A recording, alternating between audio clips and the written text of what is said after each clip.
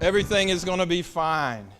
If you have to use the boys' room, you just get up and walk right past me and come back. You know, the older you get when you travel, one of the most important things for me is not to take a toll road because you never know where the truck stop or the restroom is nearby. So I avoid those. So you just walk on by. You're not going to bother me. You're not going to bother Nathan. Nathan is with me this morning. Our middle son, you want to come up, Nate? He'll be fine. He's used to having to do things on the fly. I mean, he started his church in a mall, if you can imagine that. So maybe I'll let him. What we want to do this morning is give you an update about Kenya. We're getting ready to go and make 2 trips this next year in February to really plan for this incredible event we're having in June. And kind of give you an update over, we usually go back every 2 years. And so when we talk about fundraising and monies and things like that, 2016 when we went, other than those that support some orphans, all that money has to last 2 years. So we, use it sparingly, but we wanted to give you an update. And so this is how this will go down just a little bit. Nathan, if you just want to give us a quick update about the church real quick in Wichita. And then I'm going to give you an overview of what happened this last year. Then Nathan's going to get into, because he's kind of taken this big event that's happening in June, and then I'll just kind of close. So we'll just kind of go. Yes, I think the last time I was here was about a month or 2 right before we launched our church inside of a shopping mall. So it's been a huge blessing if you've never been to church in a mall, you should definitely come to Wichita, Kansas and give it a try. It's an amazing thing because, long story short, God sold a mall so that we could enter into a mall because they said they didn't want a church in a mall. But it's been a really cool blessing because over the past 2 years, we've got an opportunity to baptize about 18 people. We have people from all walks of life who enter into our church space throughout the week. A few stories is we don't have offices, so we just sit at a desk or tables inside the mall. So people are walking by every day as we're open during mall hours, and people are walking in or walking by and saying things. I wish I had a video camera or a soundbite recorder to play for you some of the recordings of when people look up and they're shocked at a mall, or you're in the back and they're walking around like, is this real? And then you come out and they run literally out of the mall or out of the church space because they didn't want to be caught inside the church. It's been phenomenal because so many opportunities to meet people in the community where they're at.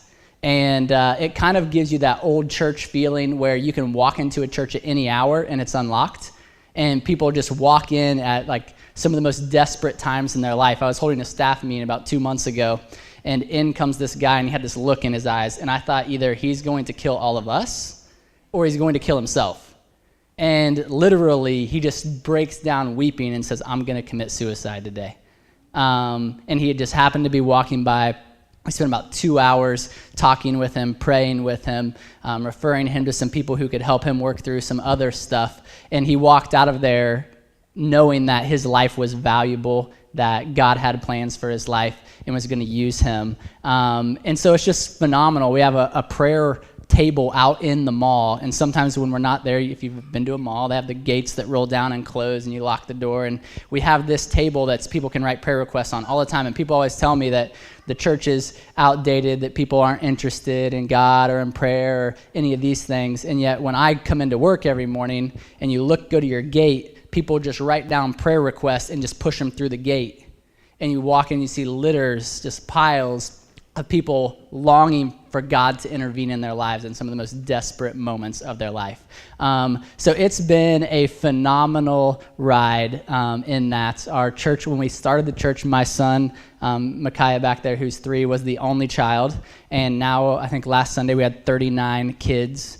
So to see God grow that and move that has been awesome. And we're running right around, like total with kids and everything, right around about 150 kids or 150 people a Sunday. So in 2 years, to see what God has done with mostly unchurched people who were reaching and growing, people who are far from Jesus, and stories of the homeless walking in. I love it how right next to one another you could have a homeless person because there's heating and air conditioning in a mall, and we serve free coffee, so that helps. Next to engineers and doctors and everyone all just coming together in a very public place. And I always tell people it's kind of like in Acts chapter 17 when Paul comes into Athens and he sees all of the idols before him, and he gets to introduce and he walks up to the people and he says, let me tell you about the God, the unknown God who you're trying to worship, but you don't know about him. And it's been awesome. One other really cool thing about it is since we're in a mall, we run like a marriage course in the mall. For people in marriages, we do the Alpha course, which is you can ask questions about God, faith, and Christianity. But we also get to interact with the businessmen and women who own stores in the mall. So we've developed a really cool friendship with about 7 Muslim businessmen. Really dear friends of ours who've been in our house, eaten dinner with us. Some of them have been up to our grandparents with us over the break, but that we've shared the gospel with repeatedly. And we're really praying that God would do something awesome because we have this unique opportunity to be in relationship with them every single day and to minister to them and to pray with them and to have conversation with them. So to see all of these ways that if we were just inside of a church building, we might not have had these encounters or had to work for those encounters in a different way, to just see God drop them on our doorstep time and time again has been a tremendous, tremendous blessing. New Beginnings, believe it or not, started 13 years ago in 2005. And before that, in 2000, when a Kenyan pastor had a dream about a pastor coming and blessing his village, to 5 years later that I'm in a retreat, praying and fasting, and God tells me that there needs to be some type of change in my life. And I didn't know what that meant. I didn't think anything meant overseas. To him, accidentally, people would say, finding our website, but not the first page on our website, but page 47 that had my picture and Tammy's picture on it, to him jumping up and down in a post office that had 2 computers in it. This is the guy in my dream. And I remember that first trip over that everybody thought I was crazy, and I only took 2 people with me, and they were there because they thought they were there to protect me. And to what God has done today, to the point where we went from leasing property to owning land to building buildings, multiple buildings now, to planting 17 churches, to have 5 micro businesses going on, 3 medical centers. We're building another medical center. And it's all God. I just try to stay out of the way and support and train the pastors over there and give them everything that they need, that they didn't have before. And I kind of go through this last year. I'll let you, what? I can't. Oh, wait a second. Okay. I'll just point at you. It's okay. I would stand up here and talk, but you probably thought I'd be the Pope. So I thought I'd come down here and not stand up. Okay? Amen. That's my only Protestant joke today. These are some doctors. In 2016, something phenomenal happened in Kenya to where all the nurses went on strike in the whole country. The reason being they hadn't been paid in 6 months. And then about 8-9 months into that, several doctors went on strike. The government wasn't paying anybody. And then drugs became very needed. Basic drugs, Tylenol, Advil. That's the only pain medicine that they would have over there. Malaria medicine, that's the main killer of all the children over there. And so I'm sending over money, and we're buying lots of drugs. So I became a drug dealer. And I'm buying lots of drugs and stuff like that. And then we go over, and I say to Alex, well, what are we going to do? And he said, we're going to visit one day all your medical clinics. And I said, I didn't know I had a medical clinic. He said, well, God has really blessed us and formed these partnerships. Because if there's no hospital, if there's no treatment, where do people go for help? And we were able to restore some buildings that were abandoned and bring in, there is a hospital in Ohio that everything that is outdated, and our government throws away tons of stuff that can be used. But there might be a date on a suture that's never been opened, or a date on a mask, or a date on gloves. Whatever that is, we throw that junk away. There's one hospital in Ohio that this huge warehouse, it's probably, I'm guessing it's twice the size of John Deere. That's how big it is, full of equipment. And then anybody who's a nonprofit or a missionary can go in there and they'll give you the equipment free. So we've been able to take over microscopes. You can go to the next picture. We've been able to take over dialysis machines. We've been able to take over all kinds of things. And so we care for the building, and we provide all the medical equipment and drugs as we can find them and purchase them. And the doctors come in there, and for just a small amount, they're practicing medicine, them and the nurses. So this is one of the facilities. If you go to the next one. It's just a side view. Next facility. This is one we're building. Now this can you go back one? Maybe. See how nice that looks? I can actually do it? Okay, sorry, Steve. And then that's how it starts out. That's how it ends up, but that's how it starts out. So this would be our fourth facility. We have one in Webuya. Webuya is about 30,000 people, but downtown would only be, as far as building-wise, about maybe 3 more streets added to like Mound City downtown, but think of 30,000 people. But in the county, they call it an area, Bungoma. There's over 1 million people. There's just people everywhere. And so we had one medical clinic there, but what we wanted to do in the far-reaching parts of the county, if you will, the Bungoma area, is where we are building another one of the clinics. This is the clinic that's downtown in Webuya. I really didn't believe I had a medical clinic till he goes, oh yeah, they got your name on it too. And they drove by and I see New Beginning Center. And I said, well, maybe I need to learn a little bit more about this center that we're managing. But that's what is so cool.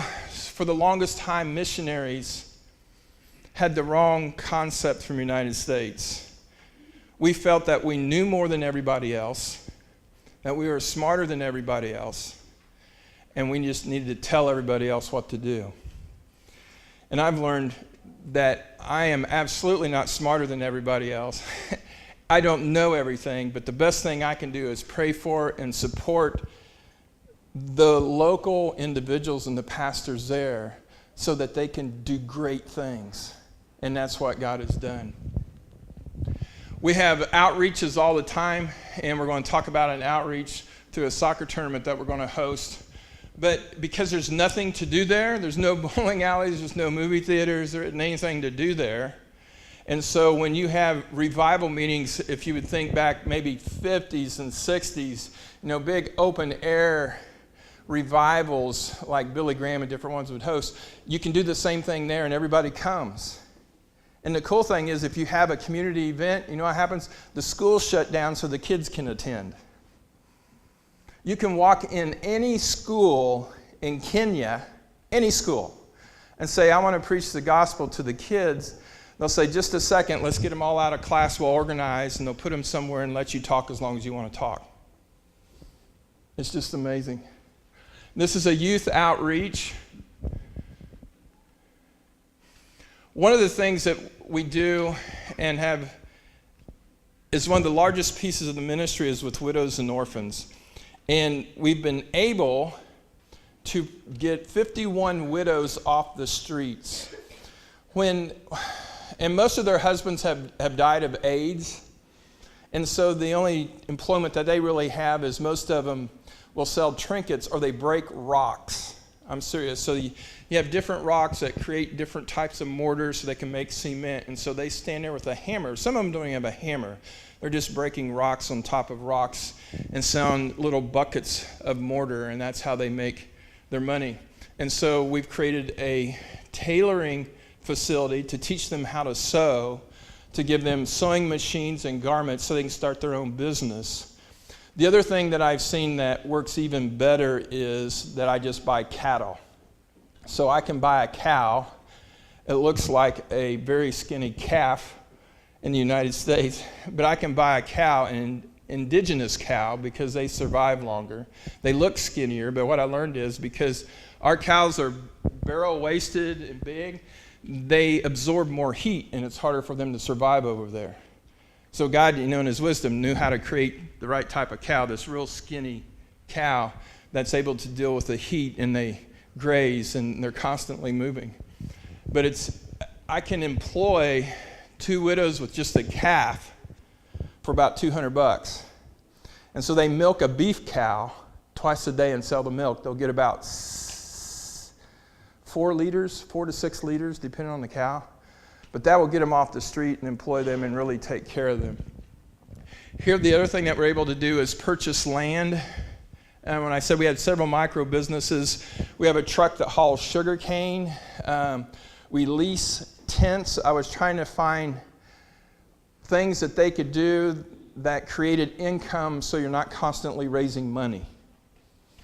We have maintenance issues and things like that, and we have to replace tents and so on. But it's what's interesting, other than talking to the church here and a few individuals, that there is no constant money stream. They've been just incredibly creative over there, and the micro businesses have really worked. This is one of the ladies that we have given some land to. This is a generator that we bought 2 years ago. We really need 2 more generators because when you have 17 churches and only one of them has electricity, and you're doing events and they're spread out all over the place, and the only way to get it there and back's on a motorcycle, we could use a few more generators. But this thing has been used. It's been incredible. This is one of the women. I'll show you some different pictures of outreaches. This is one portion of a tent that we have. This is a little women's retreat that we're having in Webuye. This is inside to one of our churches. We have 2 churches to finish, and I told them I want to get out of the mortar business, brick and mortar. It just costs money, and you got to maintain it, or people come in and we've had our New Beginning Center broke in twice, and they steal stuff, and so then you have other issues. But I want to move towards more of what we call micro church or home churches, because I think you can expand and grow quicker and multiply faster exponentially. This is inside the New Beginning Center. These are all widows. And I wish I had the video of when I gave the cattle out the last time I was there, because these ladies can dance. And they're older than the hills, or at least they look older than the hills. But they put on quite a show for their calves that they got. It was a real treat.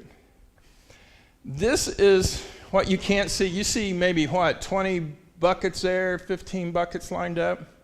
This is one well. Several years ago, it's been almost 4, maybe going on 5 years ago, we dug 5 wells. This well is right next to the New Beginning Center. Last year they had a drought. This well, and they took a picture, but it was just so hard to see, was servicing 500 people a day. We're drawing water there. 500 people a day. And this was just to cook with and to drink. If they needed to take a bath, they just went to try to find some hole by Webuye Falls or down by the river. This is the site of the New Beginning Center. One of the things, when I heard that there were so many people coming there for water, I needed to create capacity. So one of the farmers who went along with me said, hey, let's build a stand. So this doesn't show up, but we bought a 3,000 liter tank that most of the time they only use for chemicals over there. So we bought a new one so that we create capacity, have that completely full so it wouldn't pull on the well as much. And so I was happy to get that done. This is the last church that we're constructing. So all these rocks and everything is coming over by Webuya Falls, and it's a type of limestone that breaks real easy. And so with chisels and hammers, people volunteer and they go there, and so they create the blocks and cut them, and then with our truck we haul them back, and they use it to build their walls. This is how they do their beams, if you will, because lumber's hard to come by. So that's all re-rod. So you got 4 re-rods, and then you take wire and you wire them together to make them square, and you run them, and then you pour that as your cement slab to become your beam. It's really crude. This, I didn't have a recent picture. This is all completed except for the steel. They call them iron sheets. We need to buy about $2,200 of iron sheets. We'll be able to sit 700 to 1,000 people in there, maybe more the way they sit people. And but it's just amazing because a lot of the events that we have, that we just have people poured over on the outside, sitting under trees, sitting under the tent, and we just didn't have room. This is another picture of the other side and one of the wells that we had dug there. These wells have survived. When all the other wells in Webuya went dry, these wells survived because we went clear through bedrock down to about 130 feet. Most of the wells around there are very shallow, and they're very poisonous, not good to drink, because they're about the same depth as all the other outhouses. So you can think of what a lot of the problems have when you have runoff and rainwater. This last year was really tough. We had a pastor die. A lot of the pastors over there in that culture, everybody in that culture, men, have real high blood pressure. And so when I can get blood pressure medicine, and sometimes I can buy that in bulk or get a doctor to write me a crazy script because it's not a controlled substance, I take it with me and at least try to cover all of our pastors to have blood pressure medicine, just a beta blocker to help them with that. But we lost one of the pastors. He was 51 years old. We also lost a pastor's daughter. She was 16. She was killed on the road. The roads are really dangerous. It's probably the most dangerous. There's one paved road from Nairobi clear through kind of Central Africa around Lake Victoria that goes clear up to Lagos, Nigeria. And it's just swamped with semis hauling oil and vehicles, and there are no rules on the road other than whoever's got the biggest vehicle gets there right away, and there's lots of car accidents, and a 16-year-old girl died there.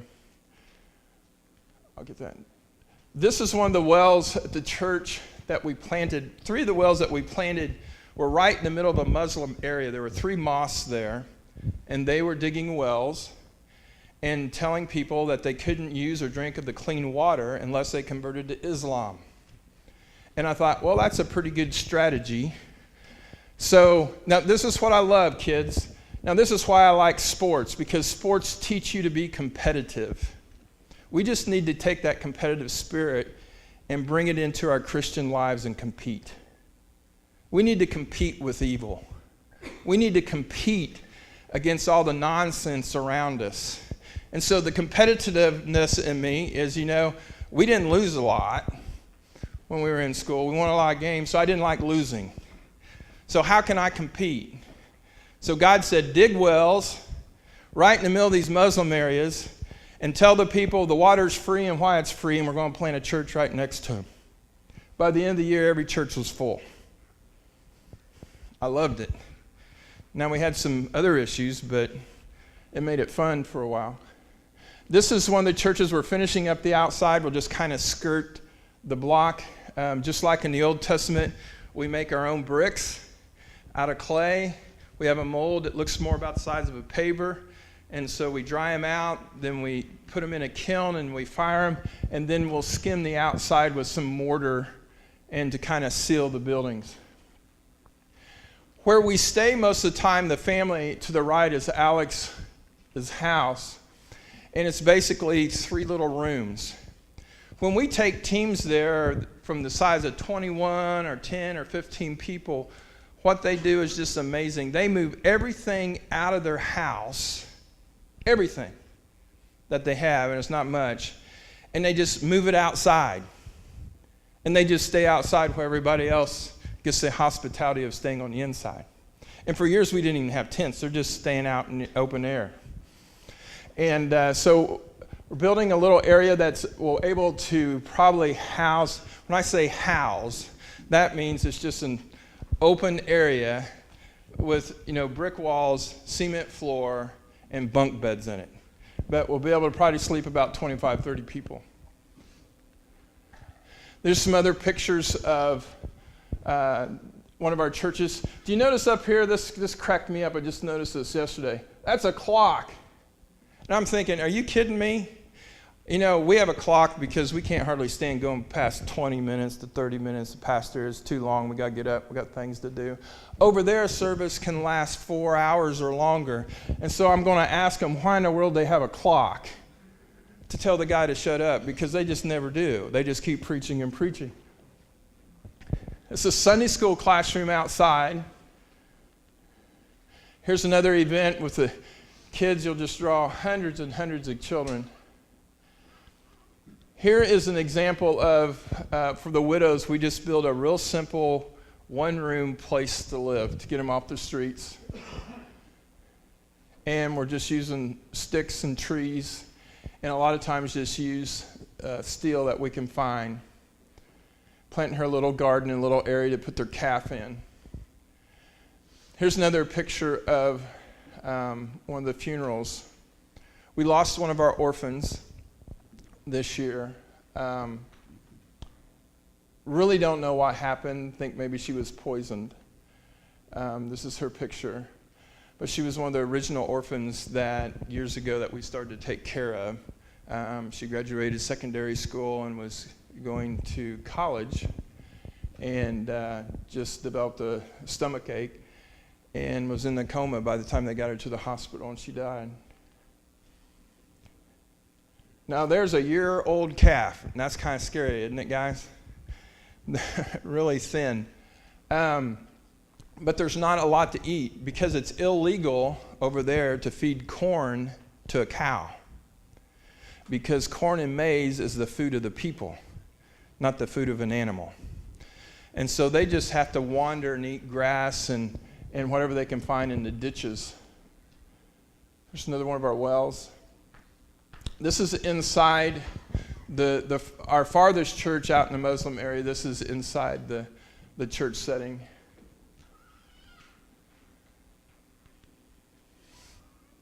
One of the things, I'm going to go back in February and take a small team with me, but the big event's in June. One of the things that happened in the New Beginning Center, because it was neutral, because it didn't have a church name, because it wasn't associated with a denomination, all of a sudden pastors in that area started to work together. And the first thing that they've done is every week on Thursday, they pray for 4 hours, starting at 4 o'clock in the morning. And it's created incredible unity. Now, one of the things I learned is they walk when they pray. Can anybody tell me why they walk when they pray? So they can stay awake. That's pretty cool. We fall asleep by the bed or in the chair or whatever. They purposely walk so they can pray longer. I thought, man.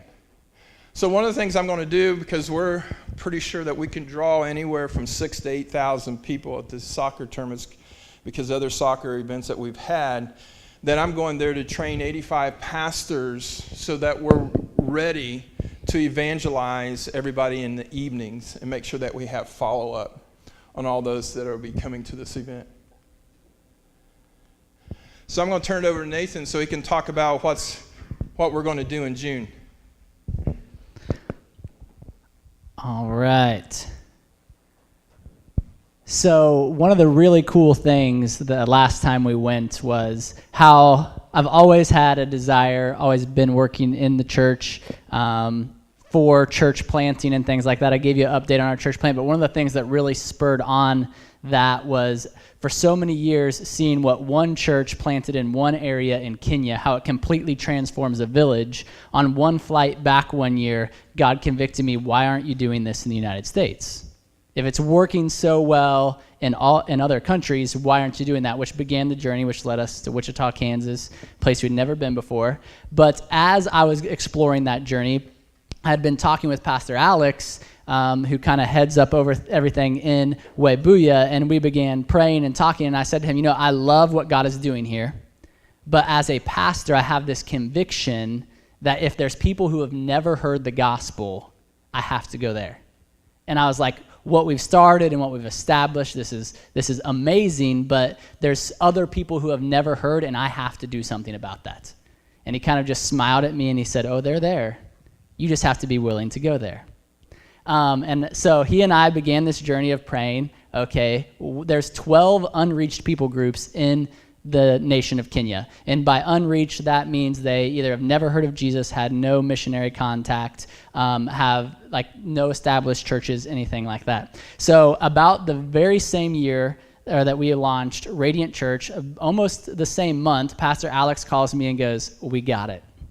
We have a pastor who is from a tribe who somehow he made his way out, but he said their entire tribe is completely unreached. It's in the middle of the desert. It's in the most northern part of Kenya by South Sudan. And he said, do you want to plant a church?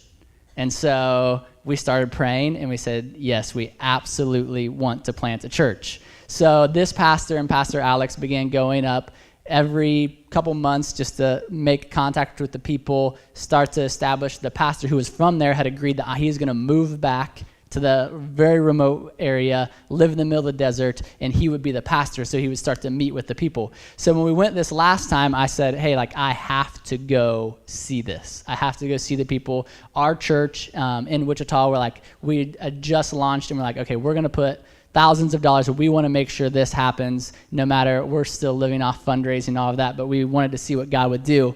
And so we show up and we take this little airplane. Me and only one other American flew from the crew, and we fly a couple hours north. We hop in this car and we just start driving into the middle of the desert.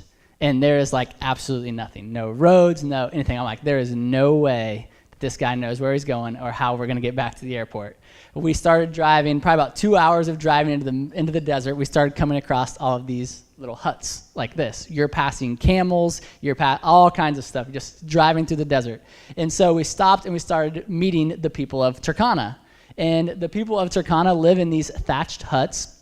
There's literally nothing. There's not a whole lot of men around because they're herds people, and they will take their herds all the way as far as Uganda. They could be 12, 14 days away from their families just to try to find grazing land. I wonder, why don't you just move to where there's grass? But they live in the middle of the desert, and they herd their animals to wherever they can find food and water. So we started meeting with the people. You can see these are just camels walking down the desert roads. This is inside of one of them. The roofs are so small, or the doors are so small, about half the size of a door, and you go in there, but when you go in there, it is ice cold compared to outside. It is, and they said that they keep the doors so low to make sure there's not any excess cool air that is escaping out of these thatched huts. And as you can see, we're just standing on sand. That is a fully furnished house in the Turkana Desert. They just lay on the sand, throw down a blanket, and sleep on the sand. Which the people were beautiful, completely beautiful. I had pulled up my phone to take a picture of one, and they'd never had their picture taken. We were the first white people they'd ever seen in their life, and we turn and we show them a picture of themselves, and everyone would go crazy. They'd never seen themselves. They've never seen a picture of themselves. So we are driving through. We don't see a whole lot of people. We stopped at a few thatched huts, and we park underneath this tree. And Pastor John, the pastor who's moving back there, I'm like, where's all the people? And he just starts singing. And I'm like, okay. So he just starts singing. You can't see anyone. As far as you can see, you cannot see anyone. And next thing you know, here comes people out from behind trees, behind bushes, over the hills. Everywhere you go, just this huge crowd of people begin to surround you. And this is once we had all gathered in one place. You can see all the beads on the women's neck, that each bead represents certain things. So white beads would mean you were married, black beads might mean how much land you have, red beads might mean how many children you have, and the more beads you have, the more prestigious you are. You might see a picture in one of these, if they just have one strand of white beads, that means they're a widow and everything they've had has been taken from them and passed on to other people in their family, but that they were at one time married. This man is a shepherd, and he was back in town, and these are kids who just started running out from behind trees when he started singing. But one of the most scary things about this experience is half of the people probably don't even have clothes because it's just so hot and they don't have access to those things. So they had been taking just rolls of fabric with them when they started making contact to pass out to people to just wrap around and wear clothing and keep cool as well. But they're a tribal people and they only speak tribal languages. So the first guy who walks around a tree with a spear in his hand, you start to get a little nervous. And you start to ask the people more questions and understand it's like living in a National Geographic magazine. But they were amazingly friendly. And we just started gathering and we just started praying. The people had never really heard the gospel outside of it because there's a lot of new people because they heard we were coming. So to hear them or to preach to them, I would speak one language, which would be translated into Swahili, and Swahili would be translated into Turkana, and Turkana would be translated into their tribal language. So there was this huge thing, but to really hear how they started to preach the gospel to them was they started talking about creation. And they started talking about the God who created these trees and these animals and your children. And they start talking about how God created everything is amazing because Romans chapter 1 says that we have no excuse because God has revealed himself. And the people resonate with that because they know that it is something above them, bigger than them. And they are, I would say, a religious people in the fact of they care for their land, they care for the things that they know that was been given to them. But then they go into John chapter 1.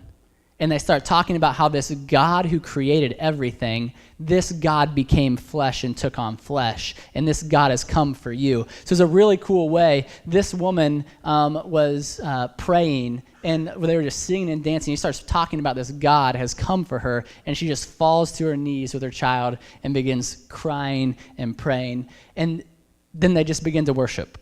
And the worship is led by the kids. I love this, not by the adults. You can see the goat skin drum or cow skin drum that they have made, and all the kids are beating on drums and leading the songs, and the kids will chant, and then they will chant back, and they were singing these songs about this God who had created, and everyone starts dancing, and the women, because there's only a few men really who are there just protecting the people, they just begin crying out and praying out to God, and then we established the church. So this is at one point I went to go get a bottle of water from the car, and this is where they had been meeting for the past year up until we had gotten just the biggest shade tree they could find.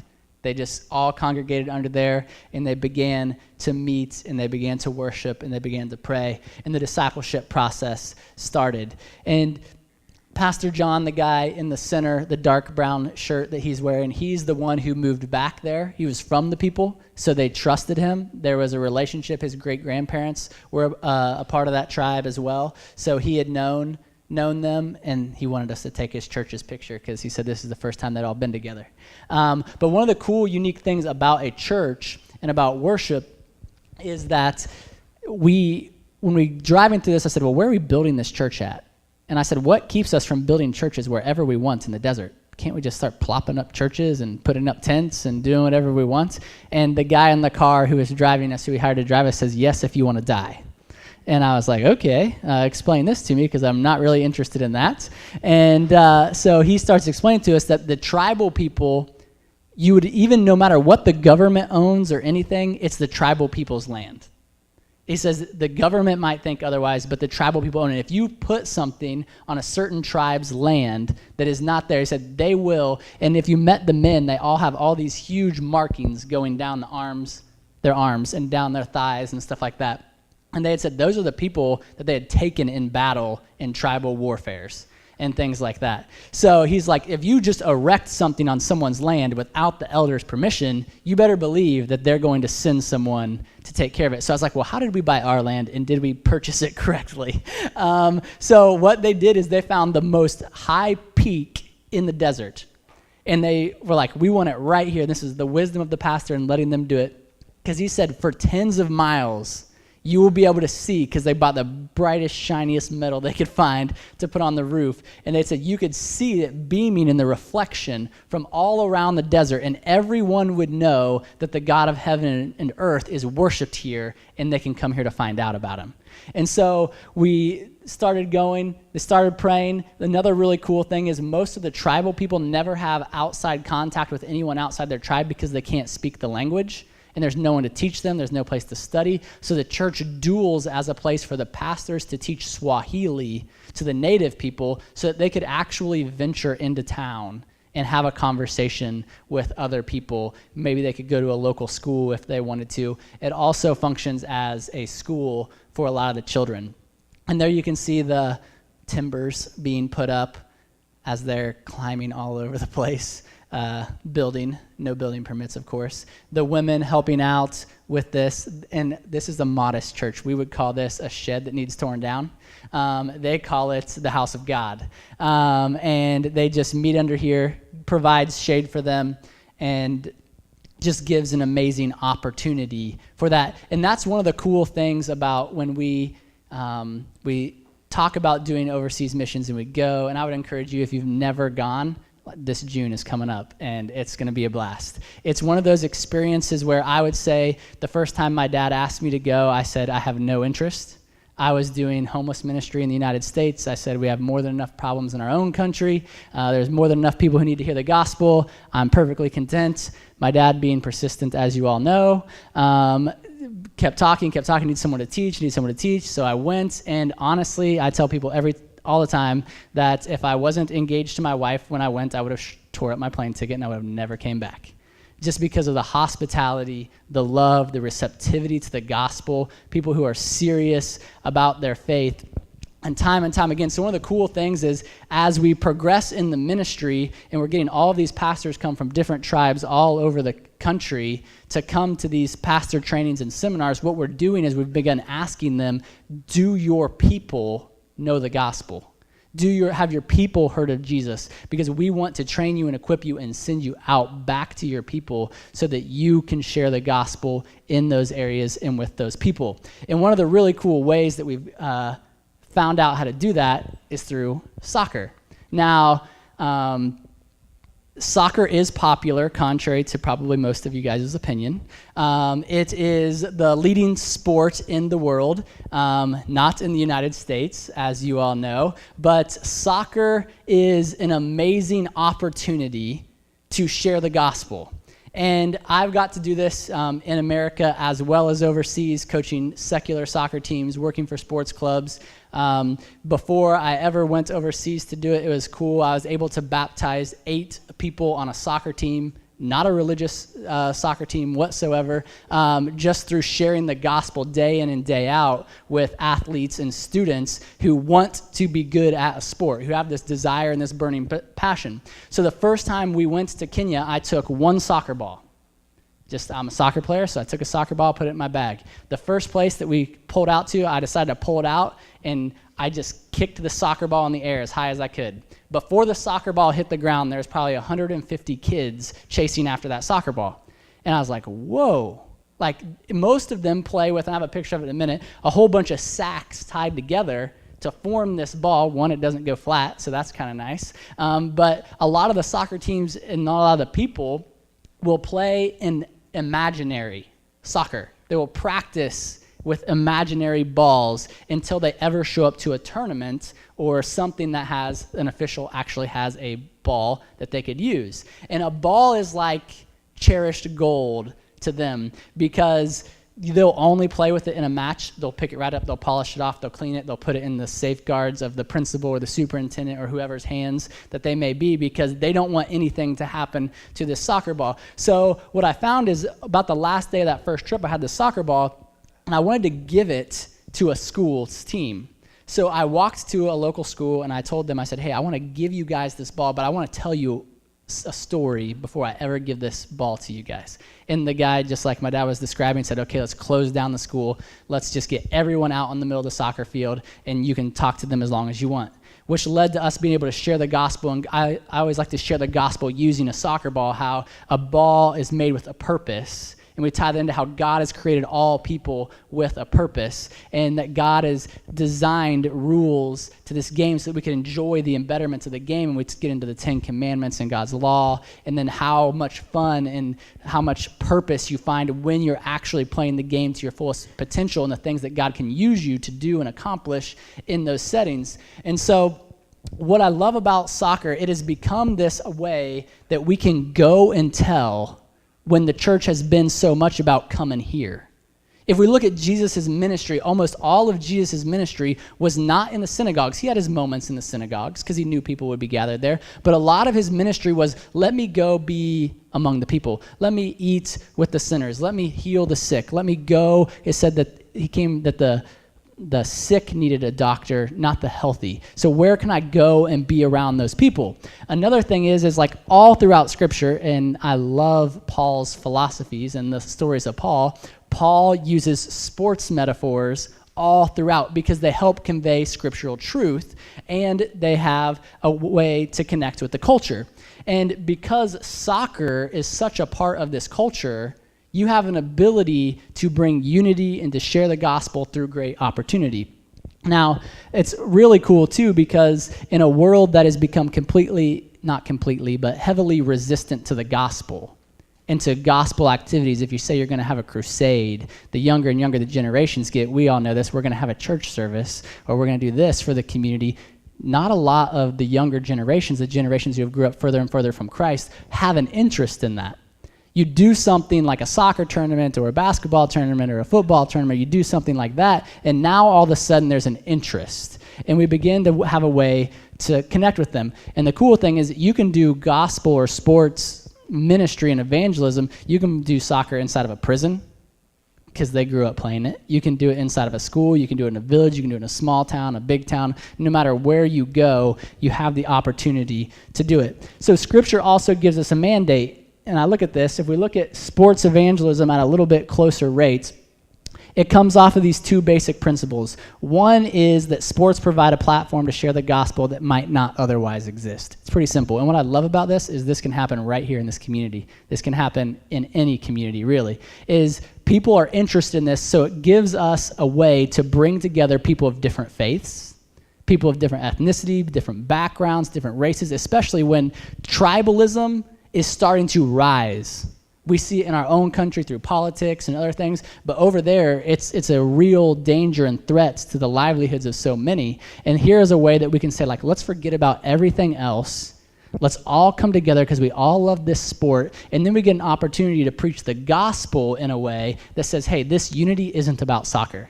This unity is about the creator of heaven and earth and how he has made us all with purpose and he has fashioned us with purpose. And the second one comes from Romans 12:6, which says, you all have gifts, so use your gifts.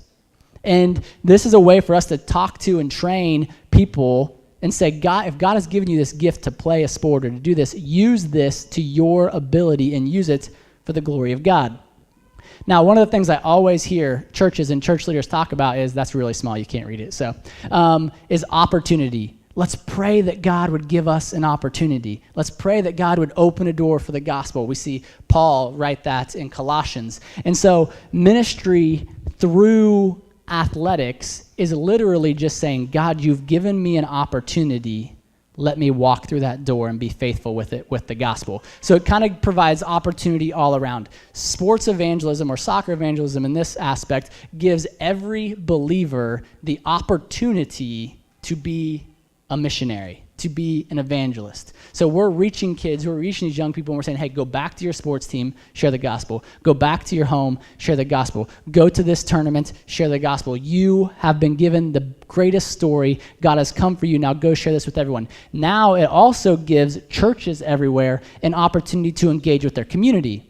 because now it seems like it's getting further and further apart, the church from the community, and now we're saying no through all these athletes and all these people who are a part of your church and doing these things everywhere, and you're sending them out in the community. Why don't you as a church now engage the community in this form and in this fashion so that now we're bridging the gap between the church and the unchurched, and we're giving opportunity for discipleship and church growth.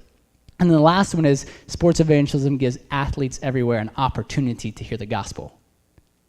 An opportunity to hear the gospel. So every field that you walk on, every team you interact with, every coach you interact with, now every athlete is hearing the gospel of Jesus Christ. And the cool thing is this builds the church, because a lot of times we're thinking like, what does this have to do with church planting? What does this have to do with the churches that we've already have in existence? This gives an opportunity, because soccer is such a big thing to them. This gives an opportunity for church leaders to organize their own sports teams, to host tournaments, to do these things and replicate this time and time again so that it can grow their churches, give them an opportunity to connect with youth who are growingly disconnecting from the church, and gives them more ways to grow and make disciples.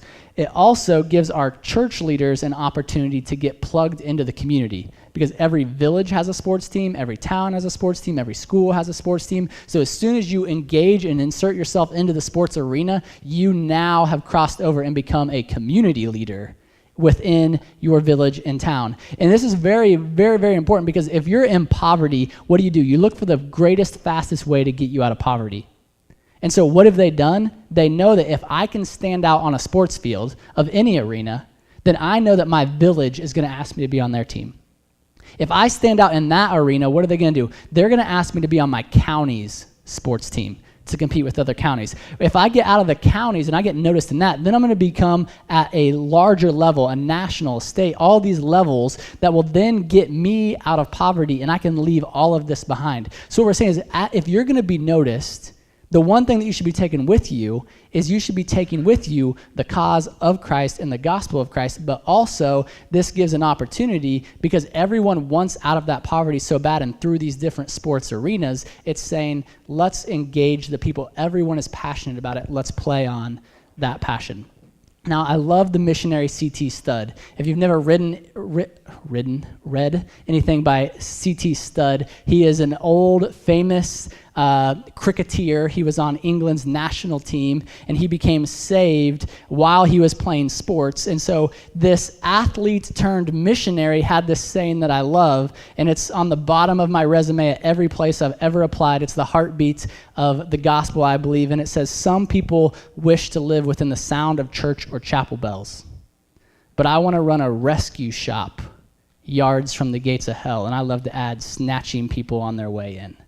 And what a beautiful picture of what Jesus Christ has done when he took his place on the cross, right at the gates of hell, and all snatching people on his way in. So no matter where we live or what we do, I believe that's this mantra of a missionary, C.T. Studd. Some of you will like this. I say that the church needs a few more studs.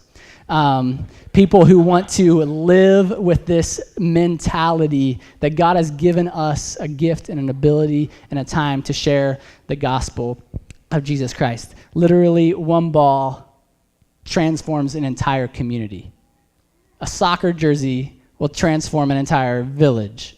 A sporting event with prizes and things brings together hundreds of thousands. This is me. I just walked into one schoolyard, lifted up a soccer ball, and this is what happens instantaneously. You start to share the gospel. This is a community leader who heard about this and says, no, I want you to come tell me more about how the gospel and how this is interacting with our communities and our churches.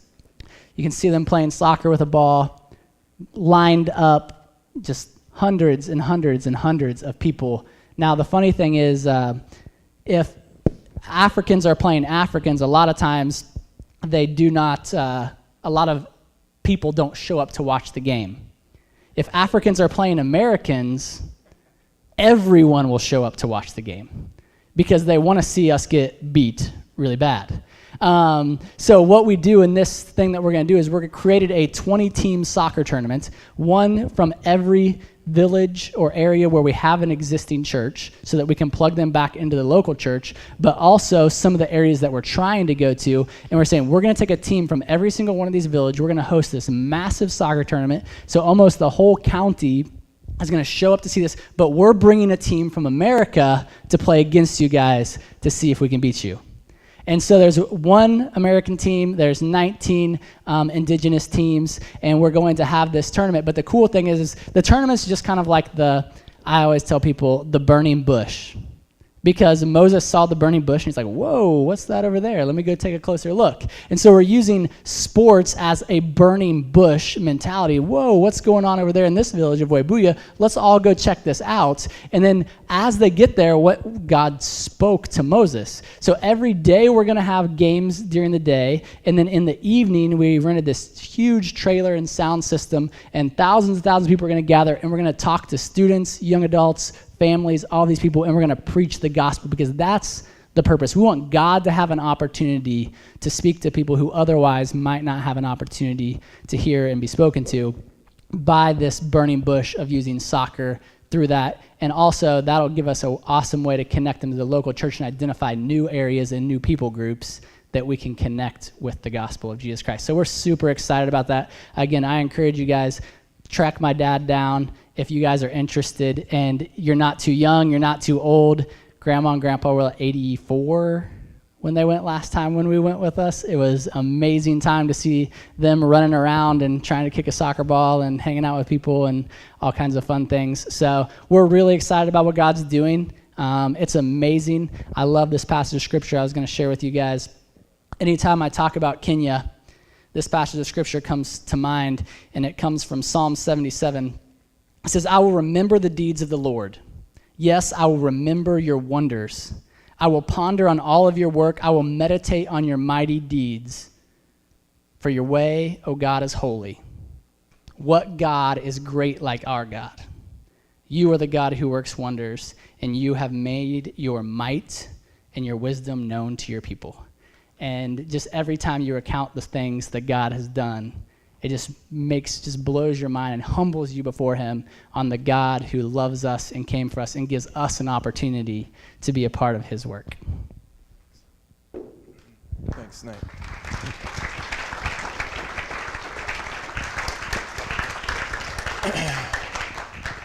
Here comes the crazy part that I hate, and you can't hardly see this. Now, that adds up to a lot of money, but here's the craziest thing. In 2016, from this congregation, you guys gave more money than it's listed up there. It's been such a blessing.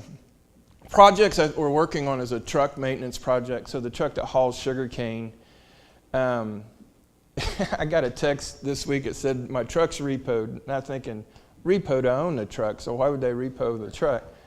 But what they do over there, so if you're in violation, and they'll run without brakes, and don't say you guys have never done that. I've hauled hay in a truck that didn't have brakes on time. You know, you slowed down, ran to the intersection, directed traffic, and went. It wasn't Mr. Ungel's crew, but I worked for another crew that didn't have brakes. And so we need new tires, a differential, springs, bushings, and exhaust. And we usually have to replace that about every year and a half. And I can't remember the crazy, it's like 50 ply tire. It's crazy, but the rocks and the mountains out there just chew up the tires. So that's one of the projects. The building projects, the 2 church roofs, we need to do some maintenance on the 4 wells. I'd like to put more tanks up so I have more capacity to the wells, so I could have other wells that can service 500 people a day. The soccer crusade is going to cost about $6,000. That's an investment of $1 per person. We really believe that we're going to draw 6,000 to 8,000 people. I think it's going to be closer to 10 to 15. Why do I believe that? The first soccer games that we held over there, I brought over 21 college students from the University of Georgia.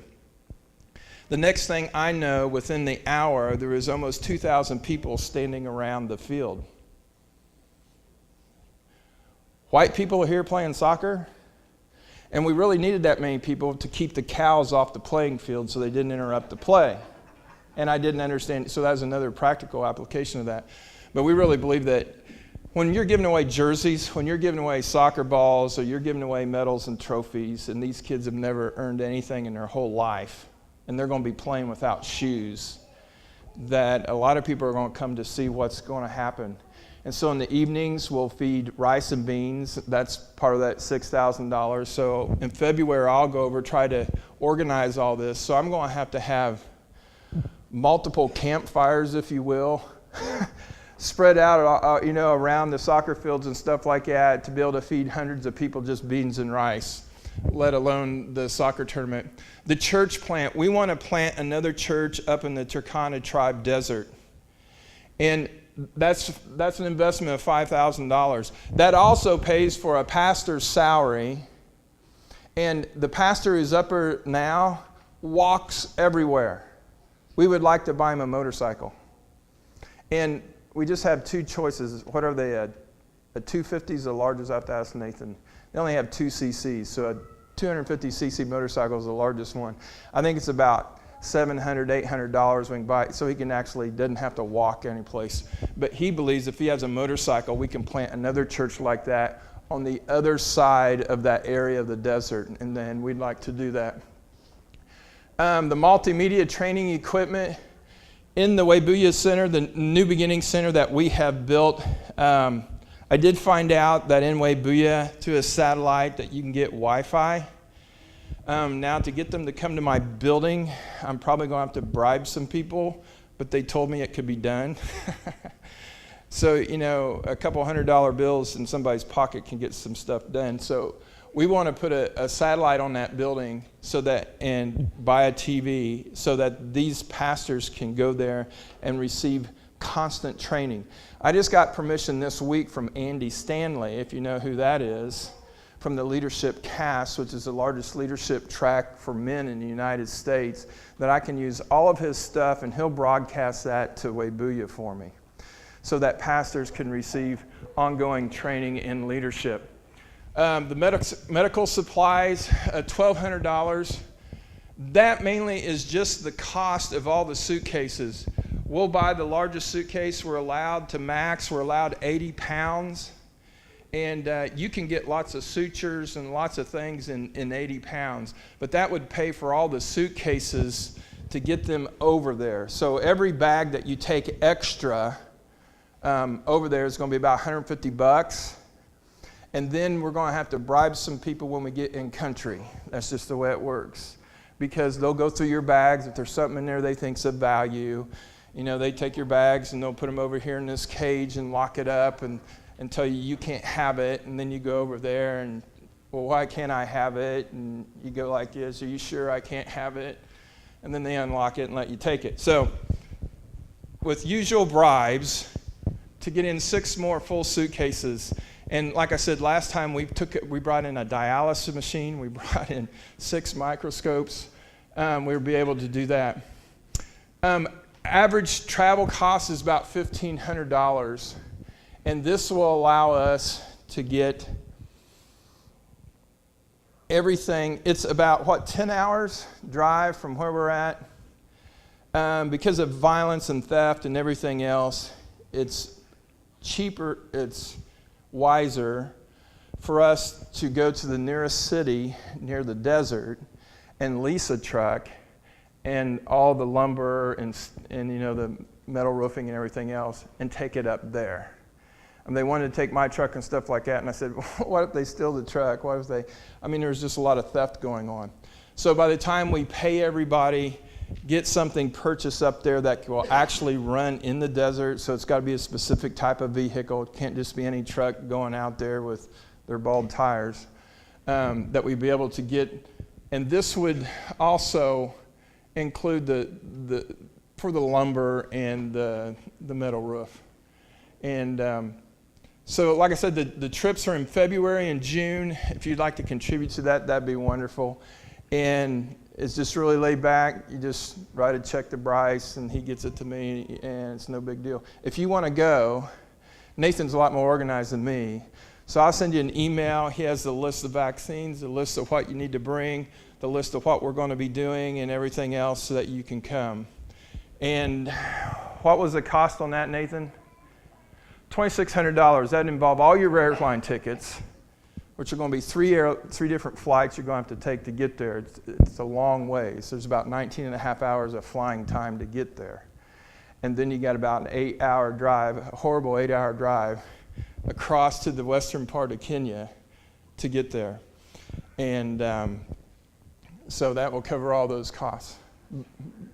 Any questions or anything like that? Thank you so much for your patience and this really weird Sunday.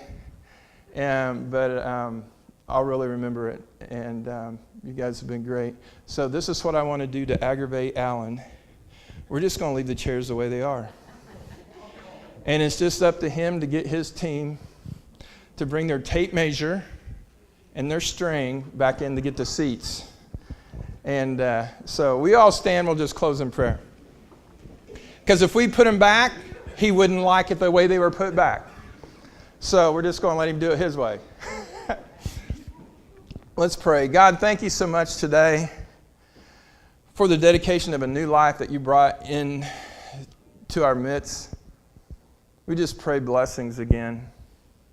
God, thank you for this family, for this community, and that their vision and that their giving goes way beyond the walls of the church to be blessings to other people to hear the gospel. Be with us this week. Bless everybody. Send your angels to watch over and keep us safe. Father, we ask these things in Jesus' name. Amen. Have a great week.